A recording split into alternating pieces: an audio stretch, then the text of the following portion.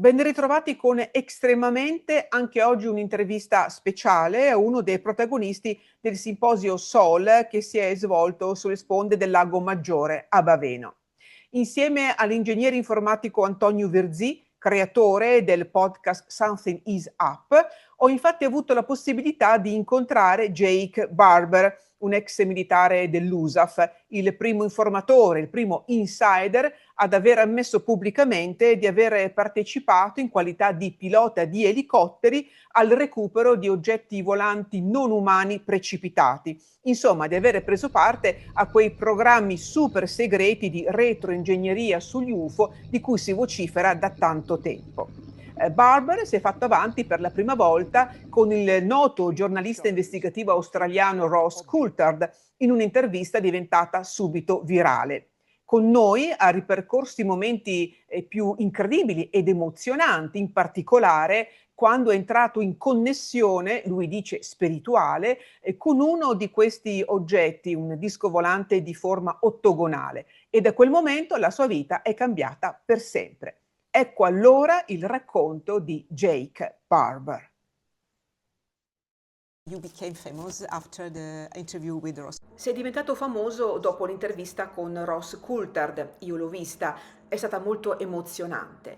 Ci puoi raccontare cos'è successo quel giorno con quell'entità? Yeah. So I was part of a crash recovery team in the California desert working for the U.S., the broader intelligence community of the United States, and was working one night on a recovery of some sensitive material. And during that process, I had an extreme spiritual and emotional reaction to being engaged or in proximity of that material that, it was, for all intensive purposes, a religious experience that has never gone away, or there's definitely my life before that experience and my life afterwards. And ever since that moment, I have felt an extreme sense of intuition, confidence, and clarity in just my everyday self-awareness, my identity, how to engage with other people and conduct myself in a variety of situations, even in interviews like this, like I feel it now, I don't feel like I have any doubt or question about how to say or how to feel. And so I'm constantly trying to put that in context and reach out to other people and find to what degree others have experienced certain things and what we can learn about such experiences from the past as well, like religious experiences that are documented in all the books, including like the Bible and others, and in Buddhism, and a number of others as well that aren't as old. But anyways, on that evening, I began. I used to not be able to tell. The first couple of times I started telling this story, I would get extremely emotional, and I would be moved and cry from that. Now not so much. It comes and goes. But that evening I was doing my work, which is pretty intense, and it requires a lot of focus and practical responsibilities. Operating a helicopter at night, using a variety of equipment in an extreme environment under extreme circumstances, and so you really have to be in a very functional space, mentally. And so for me, as that experience began to intensify, I got concerned about my ability to operate that helicopter under those conditions, because I was, essentially possessed by like the most beautiful, feminine, godlike energy I'd ever felt before. And I don't even know if the word possessed translate or does justice to the experience, because it wasn't, and the emotion itself, I would say, was something new, because it was bigger and broader than any emotion I'd felt before. There was like a sadness to it, as well as a deep, meaningful love, a positive thing, but it also, I had a sense of sadness or an understanding, or it included like a sadness. And the only way I've been able to describe it, through analogy has been through like the difference between like a major chord or a minor chord in music. Music's been a part of my life forever. And, you have this beautiful tone that a major chord produces, or together when you have the first, the root note, the third, which is a major third note in a higher frequency, and then ultimately the fifth. That relationship, or those intervals mixed together, makes this beautiful chord that's called a major chord. A minor chord, the only difference is they drop that third down a half interval to a minor third, and it changes the whole tone structure of the experience of listening to that chord. And most people report that that's kind of like, there's a little bit of a deeper, sadder experience. And this was like a minor chord to me. Like I was experiencing a minor chord, but it still had profound beauty, and it wasn't a bad thing. And so I was moving over, the object, and picked it up and transport it where it needed to go. And during that time, I took everything I had to focus on my cues when doing the work, and to lift this and fly. And I got it to I almost, at one point, I thought I wasn't going to make it. And I was like, what happens now if I have to pop the load off? It was on the end of a 150-foot long line, which hangs below the helicopter. And I thought I may have to pop it off if I couldn't get myself together. But I made it to the site, and as I got rid of it and flew away, the experience decrescendoed, let's say, and got quieter, and then eventually, went away and established this lower level resonance that has stayed with me the rest of my life. And it was something I didn't talk about with hardly anyone, because I was, one, just trying to figure out, did I have a mental or emotional breakdown, and how would that affect my career as an operator? Because I served in a number of roles, mostly as a helicopter pilot, in my scope of work as a contractor. And reporting something like that could negatively impact my eligibility to maintain my licenses. And so I didn't share it, but in my official work capacity, but it definitely led me to reach out to people that were more spiritual in nature, and that were suited, to serve as a group, a fellowship group for myself, to begin exploring what had happened and what does the rest of my life mean now that this thing is with me. Hai detto che questa entità ti ha protetto anche in situazioni difficili. Senti che questa entità è con te sempre? Is with you, always, Yeah. always with you? All the time. Tutto il tempo. E quindi la tua vita è cambiata Yeah, per sempre. forever. Forever. Yeah, and I just want to know how to serve it, and I want to share it with my family and my kids and as many people as I can, because I think it is something like a spiritual awakening and a calling on all humans on this planet to rise and awaken and to become the best version of themselves, and that we have this tremendous responsibility as conscious creatures that are more than animals, but maybe less than gods, but we certainly are part God and part animal. We have a combination of beast and benevolence that is important, because we are essentially the universe being conscious and aware of itself, and there's a role that we have to play that we haven't been playing for a very long time. And for some reason, this is happening, and there is we call it serendipity. There's something like serendipity where things are happening for a reason,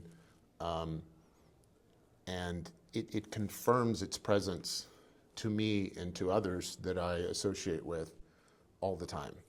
And so there is like this quickening of meaning and connection. And I mean, it's a blessing itself to to know that there is a purpose like that to serve. And so I spend a lot of time, even in just micro moments of life, like every moment I ask for guidance to do the next right thing.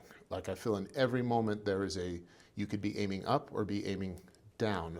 A famous speaker, Professor Jordan Peterson, talks about this moral arrow, like in every moment there's an opportunity to follow God or to follow the devil, if we're to use more of a Christian reference. And small moments are just as important as large moments. And in every moment, you should be looking to aim up. So I'm always referencing the spirit and asking it for, just help me to do the next right thing and to see the right next thing to do. And that's how it impacts my life all the time. E quali sono i tuoi progetti in corso e quelli futuri in questo ambito? Yeah, so our project, that's more of my personal experience. In the professional side of things, we founded the organization Skywatcher, and Skywatcher is basically an aerial intelligence backbone to some of our scientific, our goals for scientific discovery and exploration. So we spend a lot of time trying to interact with the phenomenon and collect data through. That experience led me to understand that there is an ability within the human capacity to have this relationship, this connection with non-human intelligence and active UAP or UFOs, objects and phenomenon which display characteristics in the sky as well as underwater and on the ground. So after that experience and my reaching out quietly to understand what was going on, I found that there was a lot going on. And so what we do now through Skywatcher is we use two methods of signaling to try and elicit a response from non-human intelligence. One of those we call neuromeditative interaction, which is our fancy scientific word for what we call psionics, is more of our rock and roll casual term for that, but it's essentially a human ability to use consciousness as a bit of an interface or a frequency to interface with more of a universal consciousness, which we believe exists in all living things in the universe, and then play within that consciousness to communicate with other living things and ask them to show up and show themselves, and then be able to measure that interaction with practical instrumentation like radar, electrical optical cameras, more vintage film-based cameras, thermal, as many measurements as we could take to prove that there was a correlation and that this entity did show up in some way. We also have another form of signaling we call electrical mechanical, which is more of a nuts and bolts based generated signal which goes out into the atmosphere and attracts UAP as well, of a variety of classes. A lot of times there's a difference between the two. So when we run our electrical mechanical signaling, which is the rock and roll name for that is dog whistle, when we blow the dog whistle, we get things to show up, anomalies to happen in the sky and around us as well. So we're collecting data in those moments when that happens. And we're in the process of, we conducted our first 6 months of field operations of data collection for both of those signaling methodologies from January to June of 2024. And we're in our third level of our discovery framework, where now we're processing that data and trying to line up all the correlation of measurements and package that in a way that would allow us to move to our level 4 within discovery framework, which is independent verification and peer review, in which we open up our findings to peers and other qualified bodies to help us assess and point out where, in fact, anomalous things happen that justify further and deeper investigation and broader involvement from other agencies to come out and entities to come out and play with us in the field. And our ultimate goal is then to get proof, scientific proof, as well as incidental to that proof, more firsthand experiences. Because for example, people like me, and as you saw yesterday, my colleague Gary Nolan, Dr. Gary Nolan, like we don't need further proof. Like for us, we know and believe that the phenomenon is real and non-human intelligence exists.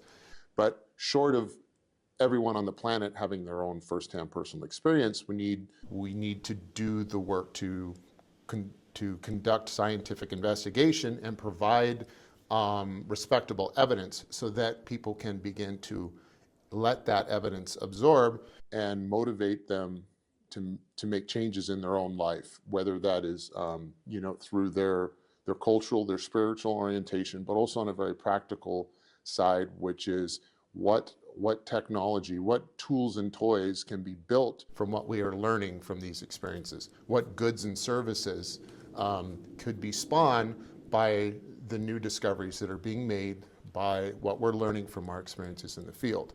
And so that is ultimately where this goes. And of course, I mean, your imagination can run wild and probably can't even run wild enough, because the reality of what lies hidden in that knowledge are things we can't even begin to imagine. Yet we don't see yet science. Ancora non vediamo una scienza capace di colmare il divario tra l'esperienza diretta, fondamentale per comprendere questo fenomeno, e il metodo scientifico. Continuiamo a procedere a compartimenti stagni.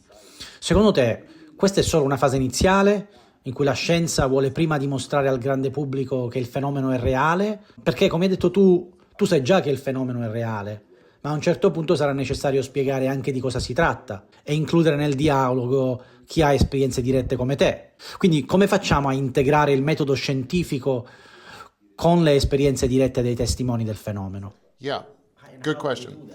So the scientific method is a very important tool, but it's a machine that requires certain things be fed into it for it to serve us in the way that it was designed and has for centuries. And so the scientific method, you first have to have something worthy of deploying it. And there has to be some motivation there, or some belief that there's going to be a worthwhile outcome at the end of it, or at least plausible. So that's already something like a preliminary hypothesis that has to be put in place. So when we talk about people having experiences that are so abstract or ethereal or personal, science to date at large hasn't been able to even formulate its own hypotheses or theories that most have felt was worthy of deploying the method to begin with. It's like, where do you start? Because the burden of scientific method is you have to first have data that can evolve to evidence, and evidence that can ultimately evolve to proof. Well, that's a trajectory, which is something like a path, and you have to understand what that course looks like. So for a lot of personal experience, because it's highly subjective, it's highly cognitive, and there isn't a lot of data to begin with, and it's what we call preliminary observations or anecdotal data at level one. You have to start with that and then begin to generate more sanitary, deliberate data, and be able to have a data collection process that's repeatable and respectable. And unfortunately, just getting past that level one of preliminary observations, anecdotal evidence, which are reports, it's hard to photograph things. You could have photographs, you can have videos, but in this day and age, we're almost worse off for being more technologically advanced than we were decades ago, because now the credibility of photographic and video evidence is so low because it can be artificially generated by anyone with the phone. So we're in this dichotomy where, at least on that one portion of preliminary observations or anecdotal evidence, everyone on the planet almost does have a phone. So everyone's walking around with a camera and can film stuff. But they have to be pointing and shooting it at something at the right time when something appears. And then B, it's not something you can really take to the bank, because we don't have enough information there that tells us it's a legitimate experience. On the other side, the cognitive sciences have made some progress here, but how to have all of that work towards some theory that we're trying to work to establish that there is a non-human intelligence at play is going to require lots and time of energy from credible credentialed scientists, and it's a lot of it, unfortunately, is as simple as money. Like these people, to do this right requires a lot of time and expertise. So you have to employ professionals to make this a priority in their day-to-day life. And just like any of us, you wake up every day and you've got stuff to do. You got to brush your teeth, take the kids to school, go to the grocery store. And if we aren't allowing the right people the financial stability and professional respect to task them on deploying the scientific method to look into this subject, we're not going to get anywhere, because you're relying on someone to do it as a hobby, or you're relying on some independent capital or venture to want to spend quality time doing this. And without a real clear understanding of how, again, this translates into tools and toys or goods and services, then it doesn't justify really an entrepreneurial effort, because the return on investment can't really be defined well. Like I get asked all the time by investors, like, Skywatcher, we'd like to invest. What's the return on investment? And I go, it's nothing. It's crap. We're not going to get your money back. We're not here for that. Like, I don't know how this effort turns into a profit for you. I don't know how you profitize our findings. And a lot of good science is done with no obligation to profit.